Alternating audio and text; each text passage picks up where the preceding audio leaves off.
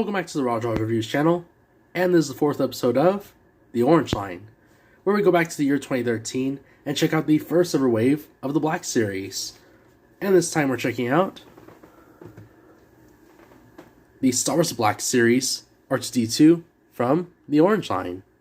Looking at the front of the box, you get the figure that is included along with all the accessories within this big window right here in the front of the box. You also get the Star Wars Black Series logo up here, his name, and this little portrait up on top. And checking out the back, you get this really cool like black and white background with Leia putting in the Death Star plans into R2-D2 right here. You also get this description up here, the Star Wars logo up there, some warnings, and of course the orange line running down the back. But I'll go ahead and open them up and we see what's inside. And here he is out of the box, and look at R2. He looks incredible. I'm looking at every single amount of detail that's on this figure, and I'm already blown away.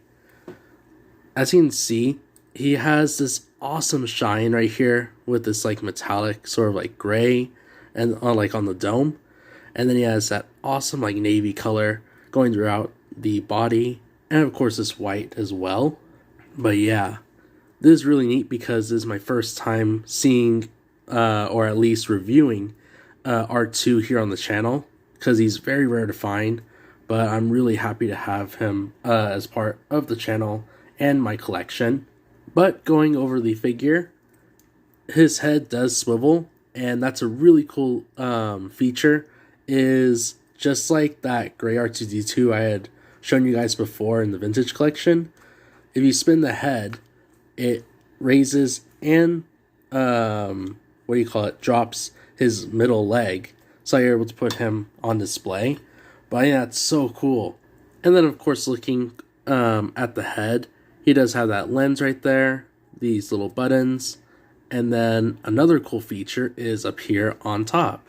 I'm not sure if it shows on camera, but in case it does, these three panels actually come off, and all you do is just open them up with your finger, and each of them is a different size slot to place one of his accessories in.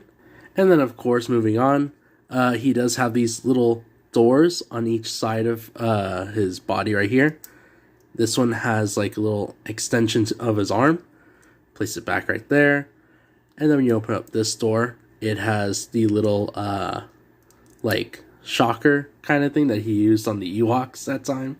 But it looks really neat.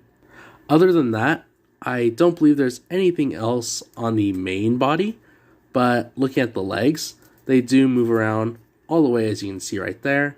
They do have some pegs, which I'll get to in a minute. There are some accessories that go right there. And of course, the middle foot does move as well as the feet on each of the legs. This arm does go all the way around, as you can see. And that's the other cool part. The feet actually have wheels, so you can scoot them around, move around, whichever way you'd like, and that's a really neat feature. Going over some of the accessories, he comes with these leg panels. Look at the leg panels. They look very nice. They have this silver color, and then of course this navy color as well going throughout them. And then the back side has the pegs. To place the panels, all you do is just match up the pegs right here on the side of the legs, and of course they stay on there pretty nicely. The other side as well. They're both the same, so it doesn't matter which one you put on there. They both match on the legs very nicely. So you just press it on there, and that gives some nice character to the legs, and they're not as plain as before. The next accessory is his rocket boosters. Look at the rocket boosters.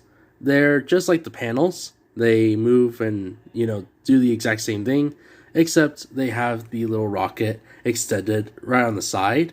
To swap out the panel, all you do is just take it off right there on the fatter part, and you want to just push it on there firmly, just like we did before. This side as well. You can just take off that panel, place it over there, and then you just push it on there. It's a little bit tight. Let's see, there you go. Once you got on there, it looks very cool, and you can go and fly off into action, just like in the films. And now it's time to check out the head accessories. I've already gone ahead and removed the head panels, but yeah, as you can see right there, there are two of the same sizes right here on each side, and then the one closer to him is for a specific accessory, but we'll go ahead and put them in their slot. So right here, I'll go ahead and place the first one. Let's see, a little bit tight. Right here, he has this little sonar dish that he used in episode 5 when he was looking for Luke's signal or Han's signal in Hoth, and it moves around really nicely, as you can see right there. I'll just go ahead and leave it in there.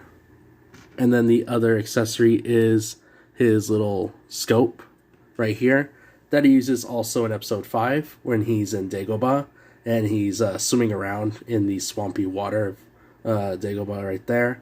And the larger slot is for Luke's lightsaber. So you can place it in there, and it goes about there inside of his head. I do wish it was deeper, but I'll show you a quick look at it right here.